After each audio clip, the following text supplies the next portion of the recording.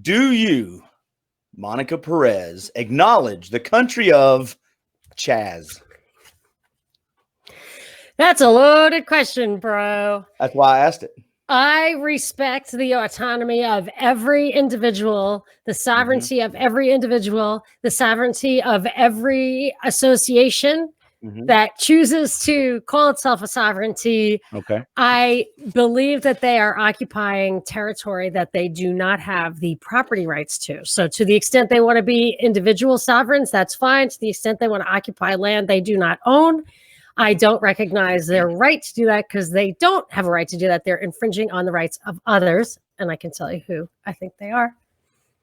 Well, feel free to me. I will insert that if you do what we've done now is go back when you say something and somebody goes back 50 years, 100 years, or 1,000 years, whatever it is, I would say there's people out there that would say the United States was kind of founded on taking territory that you didn't.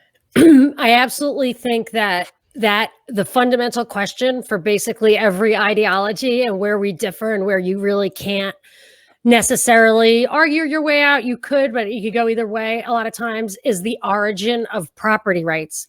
So with the beginning of this country, let's just take it at face value, even though I don't think that's the real deep truth.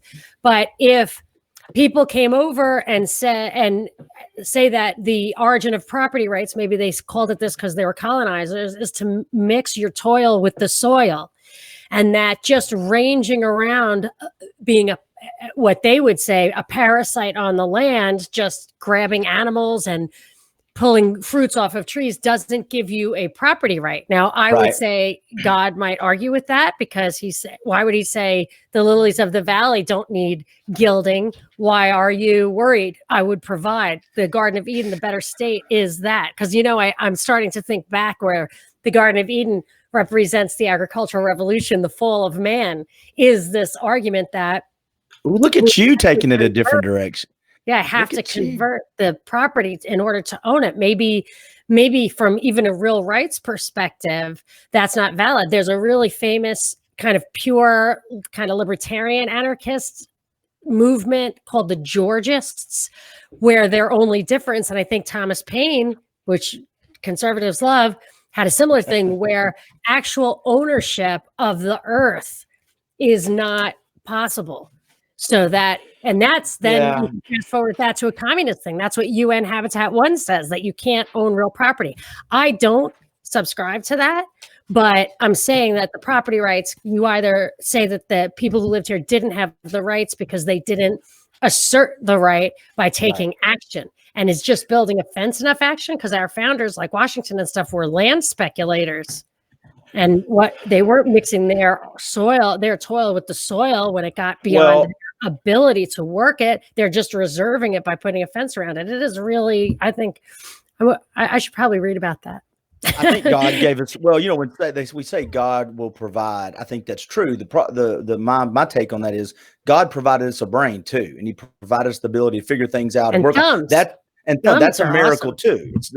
We can look around for things that God gave us, and it's everywhere. But sometimes we forget that He also gave us a mind, and that is, I think, part of what He's saying. He goes, "I will provide," and part of that providing, Clint, is I gave you a brain. So go work the miracle out of human life in yourself. That's a great point, and I actually do feel that we have an obligation. I do subscribe to the Jesus's tenet or admonition, whatever, that from those to whom much has been given, much will be expected. I mean, that's really grabbed me since I was a kid. And I feel that sense of obligation. I feel like I try to produce and be active, work, serve my family 14 hours a day. That's how I think about it. And I feel like I have a real kind of Protestant work ethic in that regard. But I'm beginning to rethink that a little bit, in that technology seems to be really a net bad from a spiritual point of view. Point of view. And I'll even be more specific. I think, I think I brought this up with you last time. Intermittent fasting, where you only eat so many hours a day. Well, I'm about to. I do too. I do it too. And especially when I'm trying to train for stuff, I try to do it, be very disciplined with it. But I'm about to enact the same thing for my social media and for news headlines. I'm going to do where I have Sundays off. Well, either that or just every day. I only give myself 3 hours of social media time or 3 hours of this.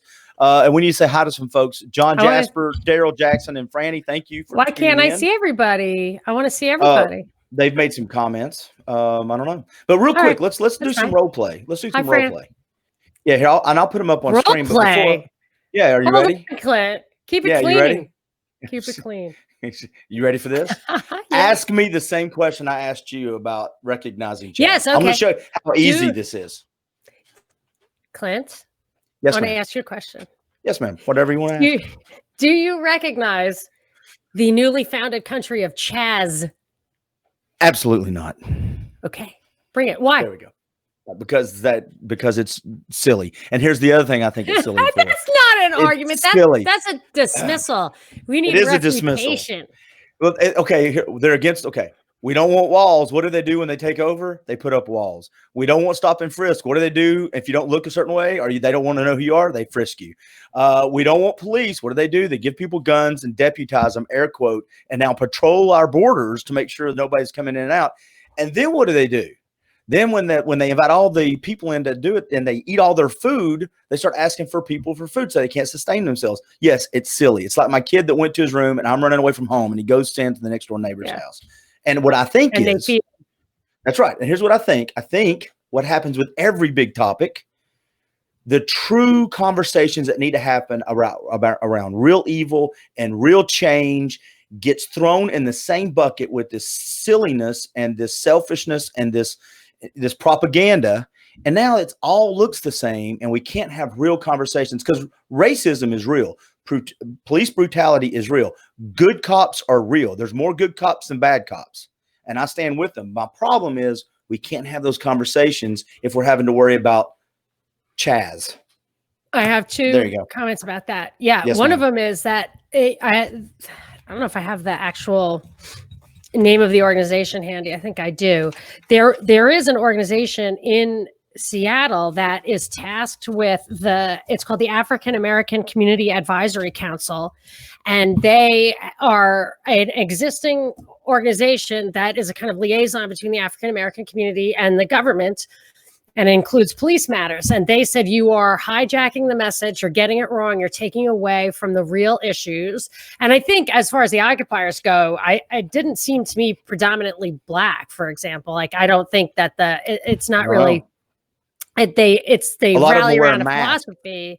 Yeah, a lot of them wear masks. But I would also say that they go behind what they're feeding off of is from the articles that were fed to me by the New York Times and other stuff like that. So the kind of, I call it haute propaganda, the kind of higher level propaganda that you have to read a really long article to get to. They talk about leaders who have defined the goal as eliminating the police and closing prisons. It's very Marxist communist, and I do not throw that around lightly. Very Marxist communist. And the idea is that and you hear this coming from all over the place, this focal point, which is what they say. They want to transfer the money that was funding the police into social services, loans in the inner city, all that. Oh, yeah. And I think what they're missing is the inherent violence in the whole system, which I do object to. I'm an anarcho-capitalist, but the police are there for two reasons. One is if you consider the police as kind of all the armed law enforcement of government, in part, if not in large part, they are there to make sure you pay your taxes. So they're going to come to your house and put a gun to your head and take your money or drag you off to jail if you mess with their tax revenue. So if you eliminate the cops, you might not get any of that money. And the second thing is that most people actually don't see it that way. I think they see it as, I am paying my taxes so I have police protection. So they think they're doing it voluntarily, and maybe a lot of people think it's a fair deal. Again, if you take the police away, you're going to have a problem with people not wanting to pay those taxes. But, and then how do you get the money that you think you're redirecting? You're not. Oh, the only way you're going to get that money is if you actually take the force that took over that piece of property and you go to people's houses and you take up that property. But as I think they found in the USSR, that capitalism isn't stagnant. You can't just do what Lenin or Marx said and just take over the means of production. There is always going to be innovation. There's always maintenance. There's population growth. It doesn't work that way. You have to have production, and you get that from freedom of thought and movement and activity. You're not going to get it just by having this kind of, it wouldn't even be a tax slavery. It would be more like a direct slavery. Well, not only that, I think however let's say this works out in your favor. So whatever methods you use now, you better be prepared when whatever you put in place runs its course, and the next person or group is planning to take the power back by force and by whatever means you chose to use. The last thing is, when it comes to police, is real simple. We are not 1850 anymore. We are not sparsely populated. We got a lot of people that live here. And the police, as I see it, are there to protect my rights. I'm not talking about abuse of power. Do they need more training? Absolutely. Does it mean it needs to stay the same because that's the way it always has been? Your rights or your No. property? Well, that's what I was going to say, because here's why. There are people right now, if I want to buy guns, I got some guns, but if I wanted to buy guns, I can protect my own property for the most part, except from the government, but from people, like from people breaking into my house, I can protect myself.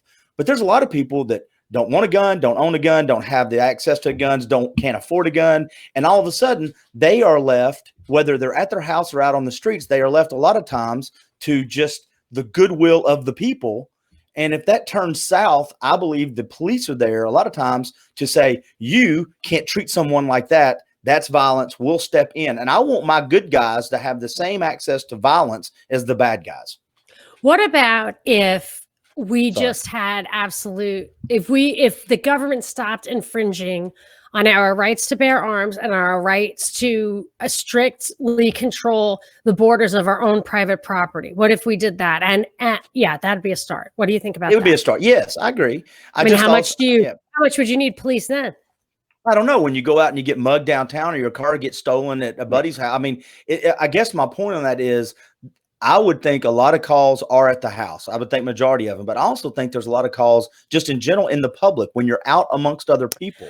And I don't want to have a shootout with Monica because I'm a really I think you would never have a shootout. I think the deterrent effect would be perfect. Right now, the deterrent effect of cops is pretty good, and they're completely useless in a real-time situation, right? That's what they'll tell you. I think they always tell you that.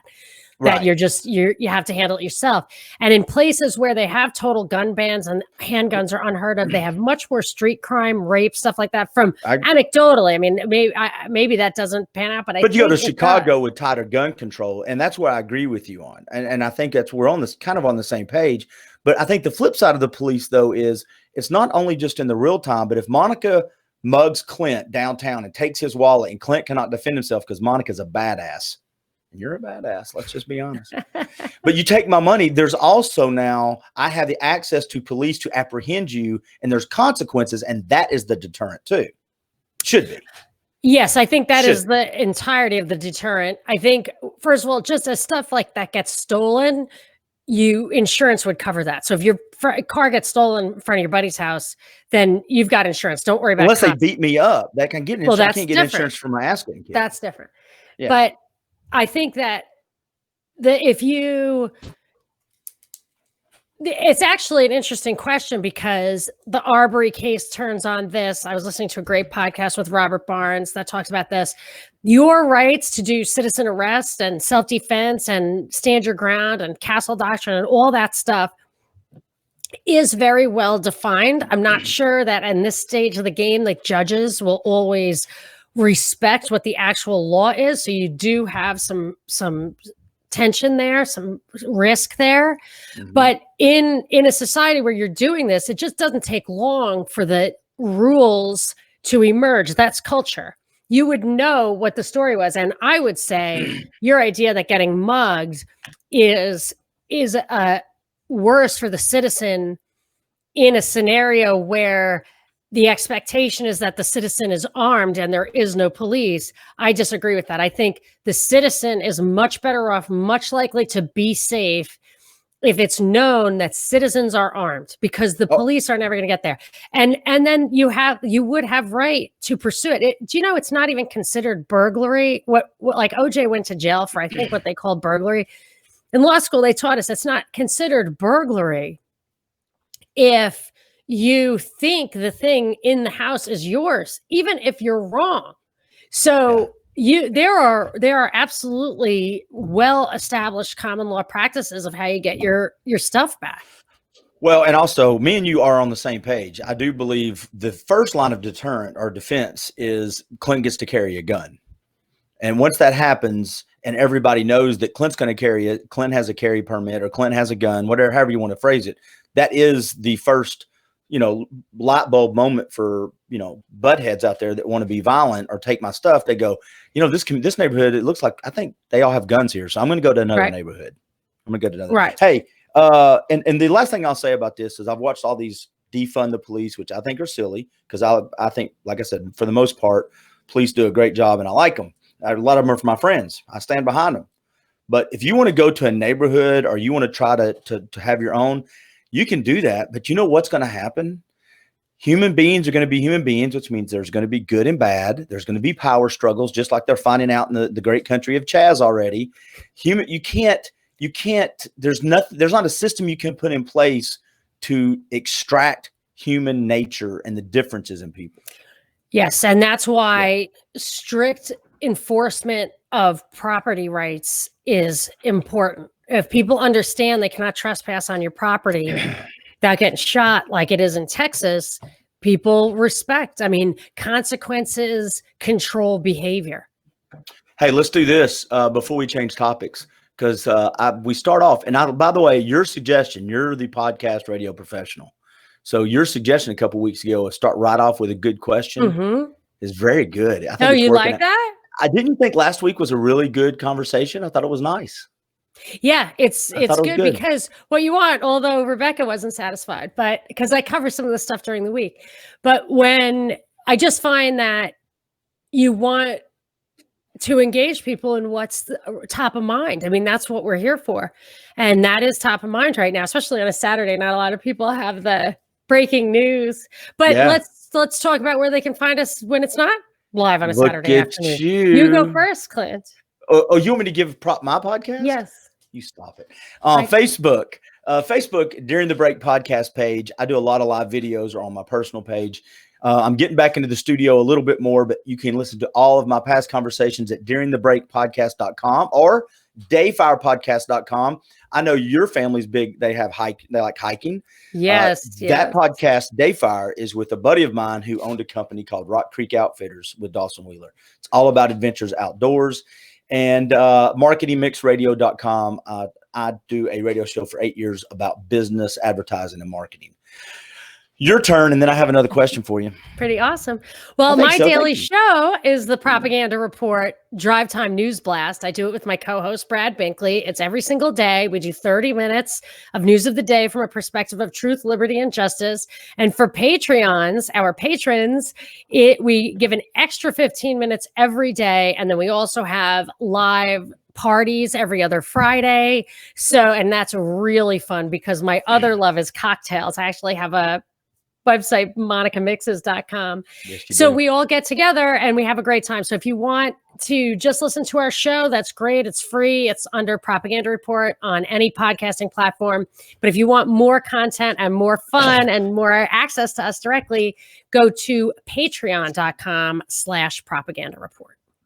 All right, we're going to jump into some topics because you are on a tight timeline today. And by the way, my Twitter, which you might get into. Oh, I'm sorry. I forgot because people might not realize I'm just constantly on Twitter. So if you want to talk to me, I think I have a really good message of record of answering everything. I answer everything all the time, middle of the night at Monica Perez Show.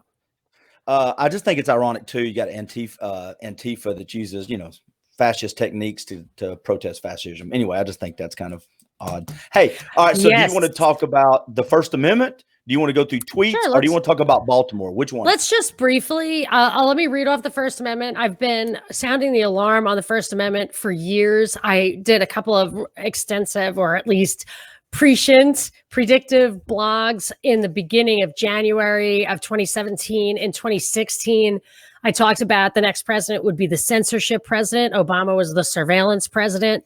It's absolutely panning out.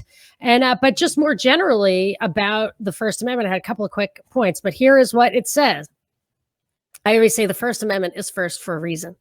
Congress shall make no law respecting an establishment of religion or prohibiting the free exercise thereof, or abridging the freedom of speech or of the press, or the right of the people peaceably to assemble and to petition the government for redress of grievances. I have 2 big points here.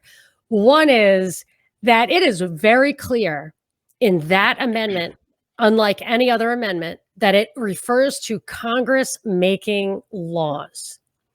But I believe, I'd have to refresh my memory on this, but I think the 14th Amendment is read as incorporating the Bill of Rights into state law. So states prior could do this, but the Congress could not. Okay. So when you wanted to put the 10 commandments, or somebody wanted to put the 10 commandments on town hall and the entire town voted for it, everybody wanted it, Supreme Court says the First Amendment prohibits that. I disagree with that. I think that's overreading it. I don't even know if the 14th Amendment can be rightly thought of on its face to incorporate that stuff.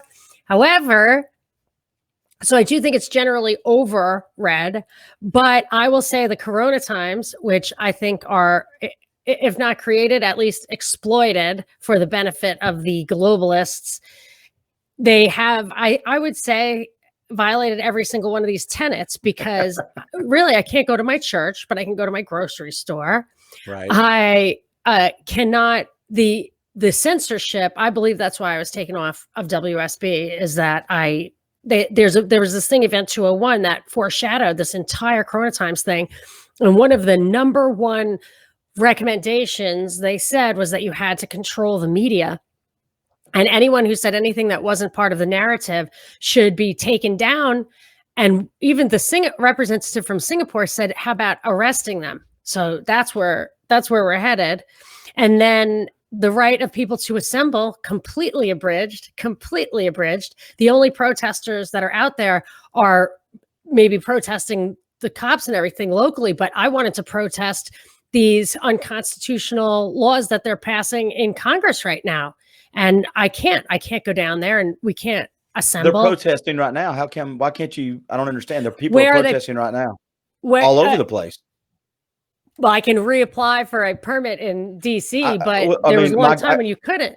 I guess my question is, have permits been filled out for the dozens of protests going around the country right now? No, they absolutely have not. And I don't think that you should have a permit for protesting. It's clear that they can't prohibit it. But I'm just saying, that was facetious. Yeah, no, I know, but like, I understand. But I'm just saying,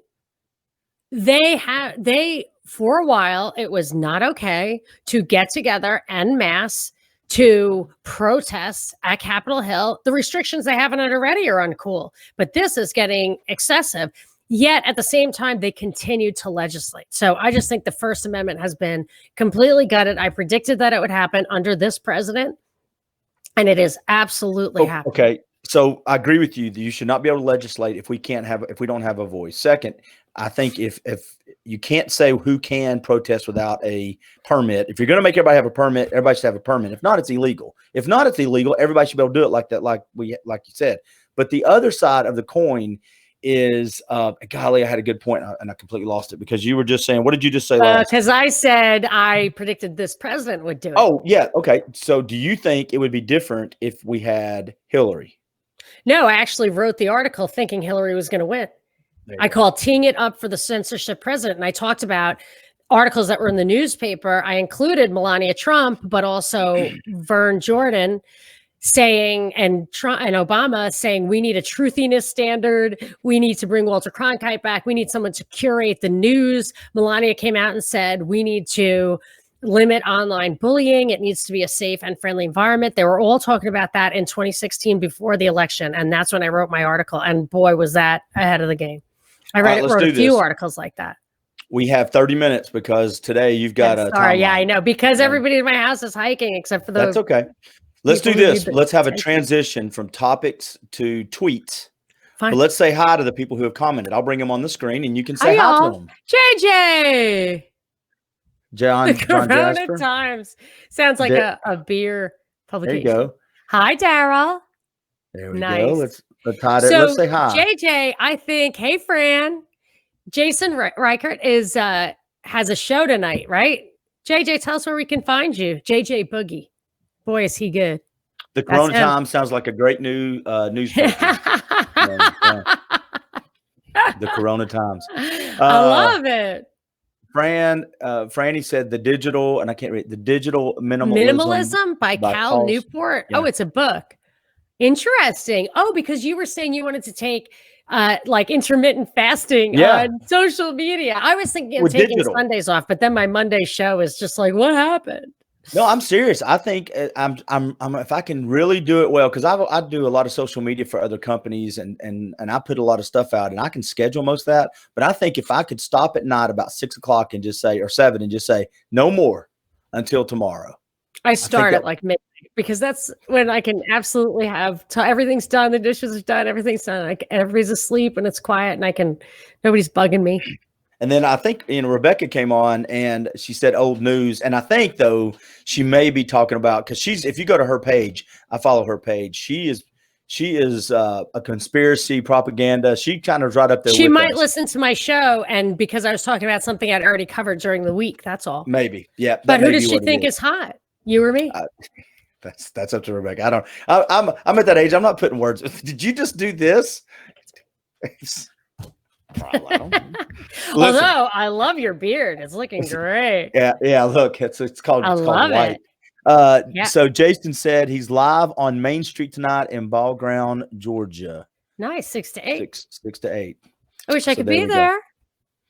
All right, so there we go. All right, so let's jump into some of your tweets. Let's jump into some of your screenshots, Sally, and see what's going on. Yes. Are you ready? So here's how we do this. I'm just going to try to read her tweets because I do not speak Twitter. I'm on Twitter. I try. You got to be efficient because it's short. I suck at it. All right. Here's what you posted. And by the way, Monica, and this is, I counted, Monica posts every 3 minutes every day. So you're good. What about U.S. state-linked information operations? You were responding, I think, or maybe you retweeted something about disclosing 32,000 accounts to achieve our state-linked information. What does that even mean? I think it was approaching, one of the articles I read, it was something closer to 200,000 accounts, I believe. At Jack, which is Jack Dorsey, the head of Twitter, said he's pulling these down because they're linked with China. Last year, it was Russia. And I even got an email that said, you've been known to interact with Russian bots. Be warned, something like that. And I wrote back, I said, well, what accounts are you telling me not to interact with? And I thought they were going to take me down. I thought because I got a similar warning from WordPress and there was nothing I could do about it. They took me down, devastated me. And then but if you have listened to my show, like Rebecca, she knows that the only people have ever been really definitively proven to be Russian bots is this really big company, American company, New Knowledge, that writes reports on Russian interference for the Senate. And they were caught red-handed generating fake Twitter accounts to make Roy Moore look like he was followed by Russian bots. And they also did a lot of stuff like that on Facebook. And they fostered the story that he was a pedophile. And they caused him to lose the election. Was that a libertarian group? No. What the hell? It's Reid Hoffman from LinkedIn. Oh, that just made me happy. Triggering me. You just want me to shut up, but it's an interesting story. It is. No, I just was trying to. I wonder what party would have benefited from that. I was just trying to. Libertarians are. I think we're all going to live in the woods right now. Listen, too crazy. Hey, y'all go, and us Republicans will form the hedge around you, and we'll protect you. It'll be great. It's gonna be your house and all the guns that we're gonna end up. A lot of guns. Starbucks to allow baristas to wear Black Lives Matter attire and accessories. What was that about? Yeah, so Binkley came on the show this week and he said, Starbucks is saying that their baristas can't wear Black Lives Matter stuff. They're just saying that so then they can let them do it and get a big publicity release. And that is exactly what happened the next day. It was almost like they didn't even wait for the first article to come out. No. And then I always think that once they do that, then what are they going to say if you don't wear the t-shirt. What are they get? Then you're the bad guy because you can't just be neutral. You have to be an activist. And if you're not an activist, you're a hater. It's called across the board. Yeah. They manipulate the headline. They have that Seinfeld clip running around, which is so funny, where he was at the AIDS walk and he didn't want to wear the red ribbon. Oh yeah. And they ended up, they all got together and beat him up. All right, Monica, here we go. Another tweet moving right along. Got to admit, some of these things do apply. You posted an article about the quarantine has changed us and it's not all bad. Do you remember what that is? Yes, it's this Vox thing. There were like 8 things. I mean, I'm not going to go on and on, but I did 25 minutes. Okay. Well, I got a few things that I thought were really true. And I hate propaganda. So I don't like even retweeting in seriousness, any of this stuff, because I feel like it's almost all there to mess with us. So there's always the possibility. There's something called a limited hangout in kind of spy work. Limited hangout is when they give you something they know you want in order to give usually credibility to stuff that's not true. So this is kind of how I feel, and I'm not going to make any friends this way, about the Plandemic movie. Maybe it was genuine, maybe they're just mistakes, but the woman in it, Mikovits, I think her name is, she says stuff that she validates viral theory, HIV equals AIDS theory, which I think is invalid. And I think anybody who really digs in like she supposedly does, she said she worked on it, she should know better than what she's saying. But because she's saying stuff about vaccines and the coronavirus that are true, I think that is not in the interest of the powers that be, that she says things about corona that is true, that it's a setup and the vaccines are dangerous or whatever. She's saying that, and they're letting her say it because the more important truth for them is that people who say question vaccines, skeptics on vaccines, are not skeptical about the basic assertion that viruses cause disease. It's called germ theory. It's just theory. You can reject it. And she makes it seem like, look, I'm a trustworthy person.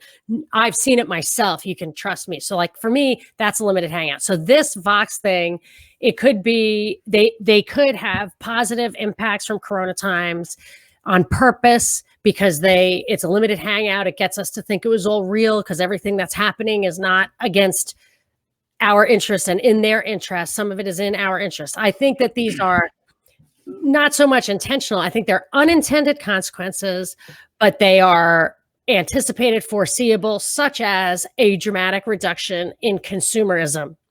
People are just not consuming as much, and you don't have to consume as much if you have no place to go. You don't have to get dressed up. You don't have to wear makeup every day. Now, there's just so much that you don't have to do. Okay. Now, maybe they want that because they wanted to crash the economy so they could reset their growth. I think they did want to crash it all because they want to reset. I've been reading articles in the World Economic Forum called The Great Reset, from the International Monetary Fund called The Great Transformation. So I think they wanted that. But some of the other ones were that you slow down, you take some pressure off yourself. That's true. I don't run my kids around as much. And I mean, they can't go anywhere. And I used to just be on the run all the time, prioritizing family and friends. I've had Zoom parties with people I never get to have a drink with because I don't live in their city. We are all pitching in like right now. My husband and son are on a hike, and my daughter is helping my special son with a Zoom party of whatever club. So we are really have to pitch it. And like, we don't have any babysitters and people just kind of distancing, but it's really bringing us together. We're a lot happier than we were. Ethical action and activism in our highly whatever world. I can't read but my own writing, but so they're talking about getting out there and occupying Chazz or whatever. But I've noticed in my own attitude and other people's that our activism, our spur to action, our galvanization is that a lot of us want to have food independence, health independence. I always say I want to be independently healthy.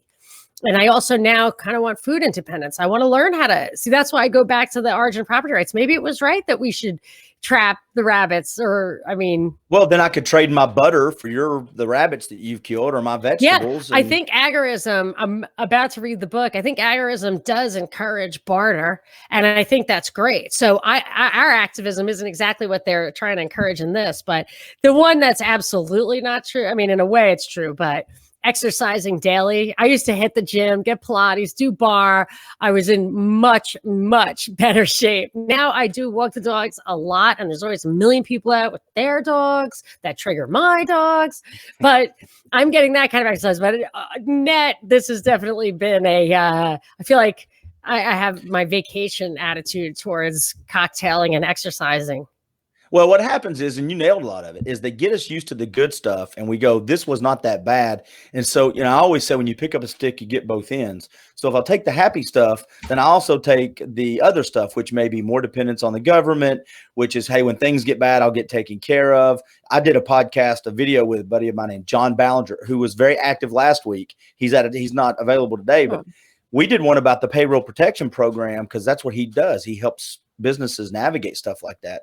And it's gotten businesses are going to be in a world of hurt in the next 6 months who took that and don't understand. Listen to this. The application went from 4 pages. That was it. 2 pages of application, 2 pages of details. Now the application is 4 pages, 6 pages of amendments, and 11 pages on the forgiveness documents. So they're just throwing words and verbiage in there. So I think we've gotten used to a bunch of stuff. And I agree with you. I think a lot of it's good. I think a lot of it, though, is we're just going to pick up that big box of our new normal and walk down the road. And in there is a lot of dependence and a lot of things. That's the thing, is that the way and I want to talk about what John Chazz was saying.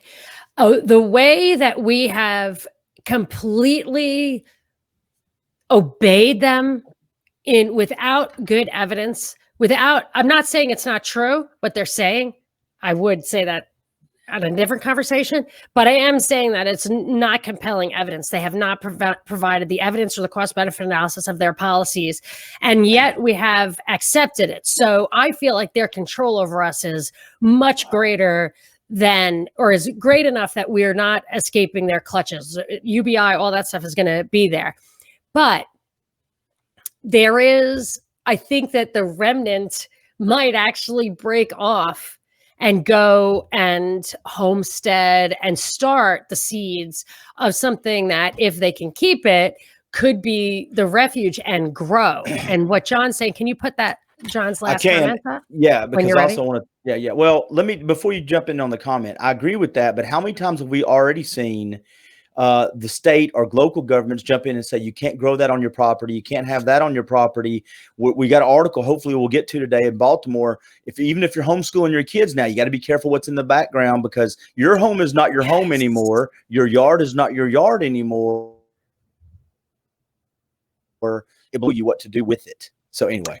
You can't even collect rain in some places. No, I know that's a real problem. And it is. You might not understand what they're spraying in the skies, but that's definitely going to hurt people who are trying to grow stuff without the accommodation for that kind of nastiness. And they reflect the sunlight. They're talking, even if you don't think they're doing it yet, they're talking about solar radiation management. And I think we're headed towards a solar low. So I don't know what the hell they're thinking.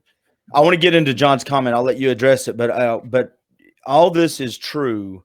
And I just think that sometimes we forget that we are in control of this. And here's what I mean. Yeah, we spent more time with our family. We did all these things that are good, but we could have done that before if we had really taken control of our lives. I can slow down anytime I want to.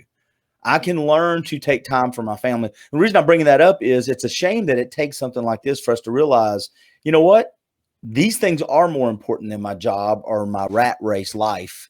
So hopefully I think this is why I don't, yes, you can do that stuff, but I feel like they, by kind of forcing everyone to do all work and all school online and eliminating all extracurricular activities, you've had this thing where instead of having to keep up with the other kids in order to stay on the team, you can't, and that keeps the kids home.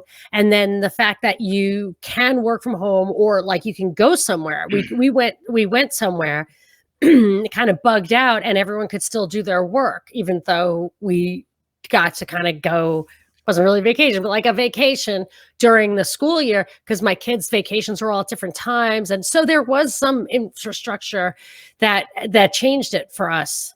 And I like that there was we didn't have any help, because we really had to. I always think that rich, spoiled kids, they don't know how to help, and now they got to help. Let's jump in. People want to hear you more than me. I'm talking more today. I'm shutting up. John Jasper, order out of chaos versus the law of unintended consequences could be our saving grace. Yes, John is more hopeful than I am all the time. He always thinks there's that we're fighting the good fight and that we might actually win. And I love John. And I like John. I hope he's right. Yes, I hope he's right. It's like there's no point to even listen to me except for my awakening. No, seriously, like I gave up on government, and then I discovered anarcho-capitalism, that you could still have an orderly society. Yay. And then I'm giving up on just kind of within the framework. And then all of a sudden the more scales from it's like, oh, agorism, like you can really save yourself and model the right behavior. Now, what John was saying, order out of chaos, that's the kind of slogan of the New World Order. And what they do is they crash the system, and then they make order out of it, which is what's happening right now. That's why you see the IMF call it the Great Transformation, and the World Economic Forum call it the Great Reset. I mean, they're doing it on purpose. They anticipated it. They're ready. They're exploiting it. But then what he's saying is when you have chaos, you cannot control it. I mean, even chaos theory, which I assume is real, but it is a theory. So maybe it's there to make us think that that it's real, but it is the origin of free will. Chaos theory is that you can't look at something and see how it's going to act. So you can't look at my brain and see what decisions I'm going to make. It's why Einstein didn't believe in it, because he didn't believe in free will. He was a fatalist. He believed in fate. And I totally always disagree with that. I think there's free will. I think you cannot predict the future because people behave in a certain way. So I think what he's saying is it will be unexpected. Well, yeah, I don't know, unintended or unexpected. You could quibble that, but if you have that kind of chaos and you have human beings acting. But I do think that them cutting off our ability to communicate with each other in private, the Fourth Amendment, makes it very hard for all those independent actions not to just negate each other. That I think to really fight the fight, you have to be able to coordinate. Even with some positive, how awful people, we completely surrendered all liberties, not worth it. That's in my opinion. Yes, that's Franny. And then let's keep doing this because I want to get back to some Twitter accounts. Uncertainty in economy will push people into alternatives they would have never or wouldn't have considered. I love Monica, but don't tell her. There you go. We won't tell her. I see this as the thing, and this, you're right. I could have done this all along, Clint, but I am actually I'm pursuing learning how to grow stuff. I mean, I've started to plan like where I want to live after my kids are out of high school. And I've already started looking at places that do allow collecting rain. I bought my permaculture, introduction to permaculture. Come on to Tennessee. Come on. I think I have to go back to Texas. My husband's from Texas. Let's go to Texas then. Hey, that's God's country. You're good. That's fine. So I'm thinking of things I never thought of before. And I've talked to my kids about it. And now they see that I'm not wrong about anything. Like in the big vid, there's like, oh my gosh, Mom, I thought you were crazy. I'm like, well, no. I am, but for different reasons.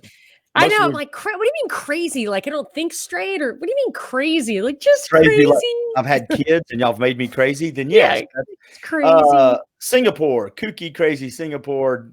They deploy robots at migrant workers' dormitories to enforce social distancing. What the actual heck? Yeah. And Singapore was at the event 201, and they were the ones who suggested arresting people for saying stuff that disagreed with the narrative. And now they have robots walking around making sure people don't get too close to each other. I wonder if the robots are armed yet. I don't think so, but they're certainly they can call the gendarme. I'm sure. You also posted one, Bangladesh internet ban risk lives amid pandemic.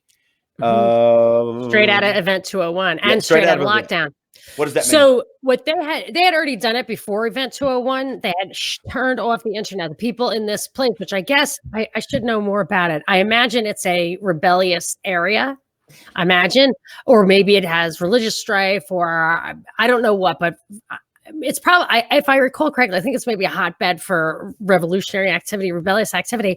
So they just cut off the internet. And if you read Event 201 from the World Economic Forum, or the old one from the Rockefeller Foundation that's called Lockstep from 2010, they talk about how you have to control information, even to the point of locking down the internet or suppressing not only health news, but because the health crisis had political implications, then you have to start controlling political news, shutting it down, shutting people down, maybe turning off the internet altogether. And certainly in lockstep, putting barriers up between countries so that everybody has their kind of walled garden and cannot interact or get information from across borders. It's kind of dangerous.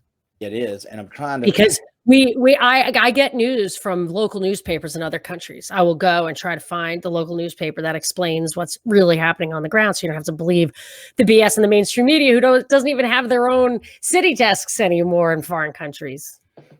And I can't find it because what you just said was right up this alley. But what? There's and I'll bring it up separately because you've got other tweets I want to get to. This is designed for me to ask you about tweets and for us to move on so we can move fast. Yeah, and I cannot find it, and you may not have heard of it. I thought there was a bill either discussed or someone in leadership said they were thinking about, or we should propose something that if you disagree politically and do what they call political bullying, like you believe something, I believe something, and if I push it or argue with you or say certain things, that can be qualified as hate speech. And be like, wow, I gotta find that article. Heard that? Oh my goodness gracious! Can you imagine?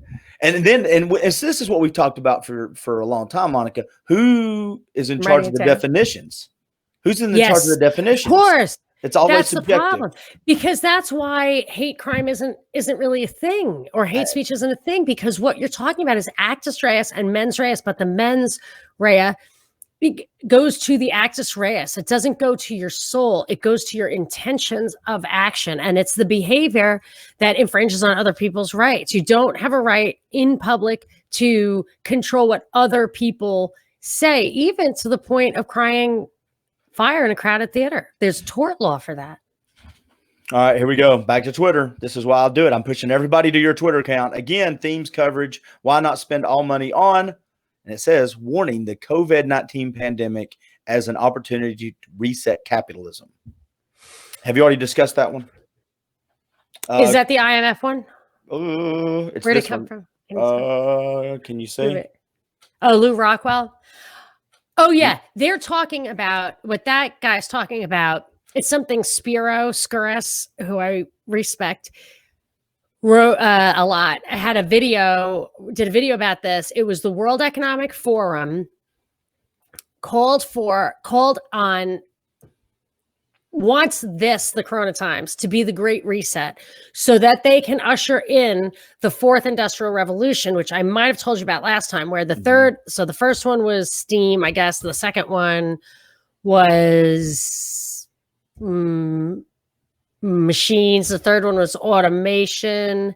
And then the fourth one is going to be where the barriers blur between the biological, the physical, and the technological worlds.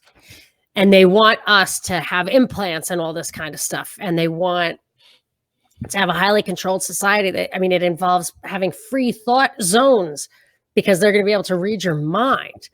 And they have been trying to get this in. That's why this Klaus Schwab, they're going to be so disappointed with me. They're going to be so disappointed. You can get put home, those watch Peaky Blinders, eat ice cream, work out. Did you ever see Joe Montana on Saturday Night Live? No, I don't watch Saturday Night Live in 20 years. It was 20 years old, but he's such a bad actor. They couldn't figure out a skit for him, I'm sure. And they had him, everything he said was just what he thought.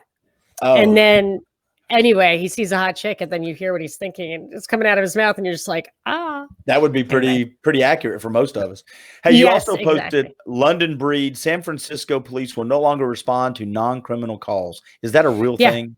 Yes. And so they're going to send people there who they're going to answer calls with social workers. So domestic dispute, anything at a school as social workers. And actually, I mean, if it works, it works. I don't know if what's the difference? Is the difference training? Is the difference level of armaments? But the bigger picture is that as they pull back on policing, they are going to create a problem where there will be probably fewer arrests because people will get away, but more fatalities because they're curtailing the use of force of non-fatal force. So I think that I saw one of the demands, if I'm not mistaken, in the new country of Chazz, is that they don't want police, but then they also said they want social workers to accompany all police on home domestic issues. I cannot disagree with that more, and here's why. Right now, the system is let's take somebody out, and maybe that's fair or not, and I might rethink this. I don't want social workers having unvetted without a reason to enter my house and start making determinations, because you know how this is. Once I walk in, I may be here for this reason, but I can start noticing and making judgments on all this other stuff, and it's me, it's just letting the government in more. And I don't know about the solution, but I do know in the two cases that made me crazy, both in Henry County, both on the same road within 1 month of each other in 2016, May and June. Ryan Johnson was in May and William David Powell was in June.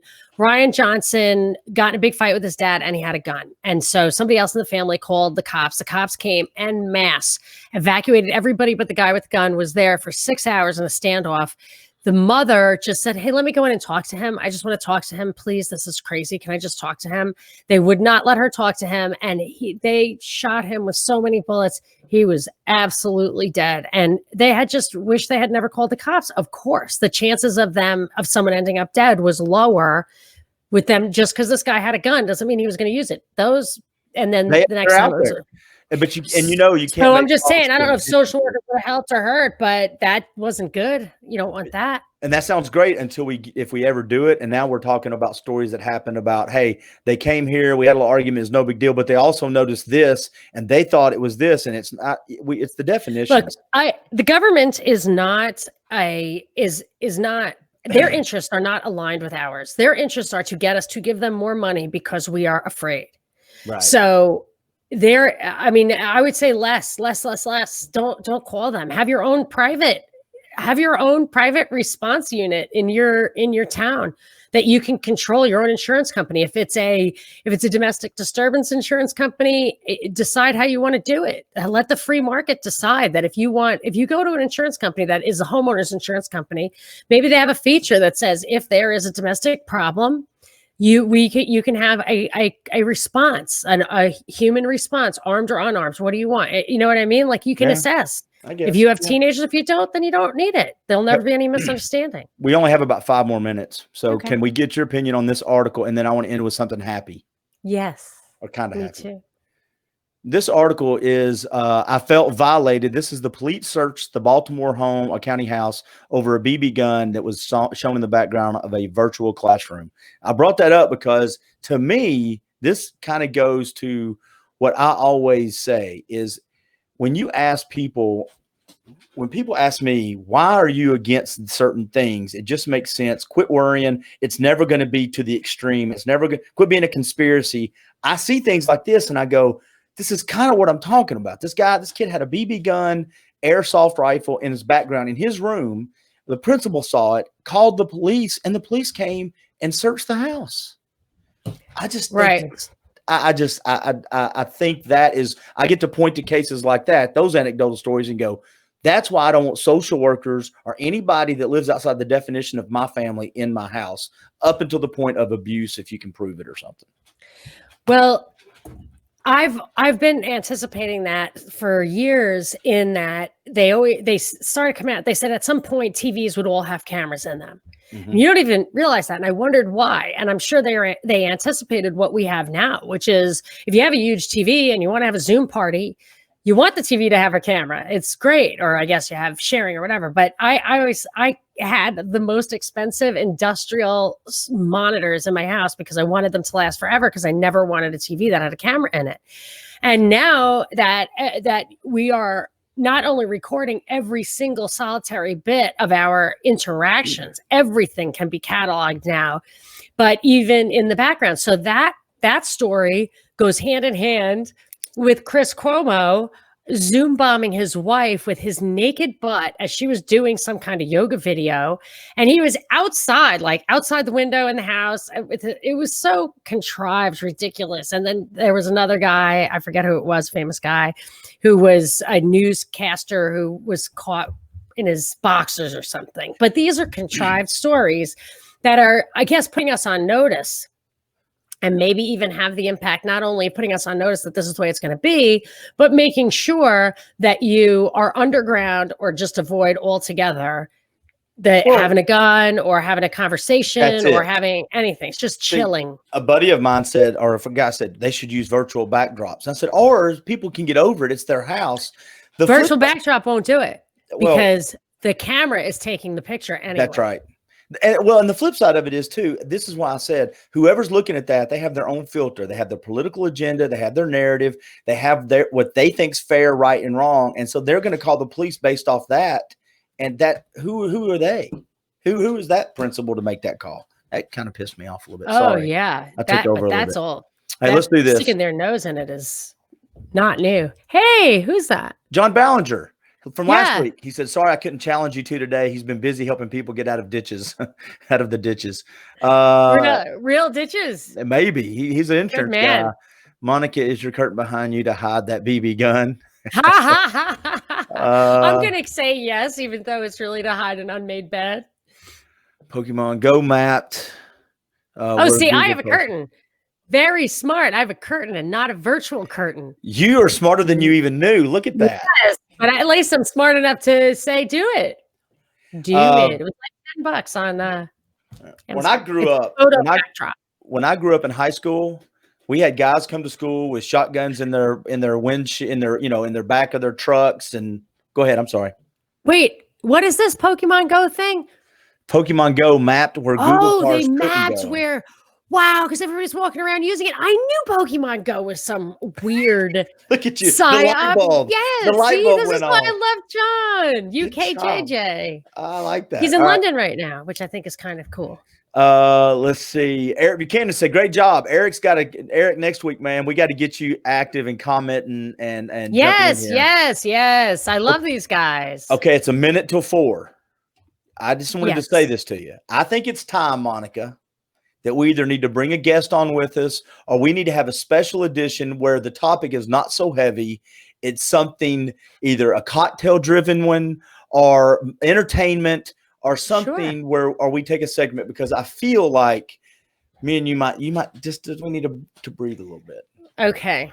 What do you think? Is that a good idea? Yeah, I think that's a good idea. I'm going to start drinking cocktails in the middle of the day. I don't know. Or we could review. We'll bring up pictures of your past cocktails and review them. Let's just do something. I really do fun. enjoy the cocktail. Okay. Well, yes. Let's do something fun soon. Because this is fun, but it's heavy. I know. And this is my day. Oh, I'm sorry. No, it's fine. It's 4:00. Hey, do me a favor. Tell everybody how to find you. Thank you.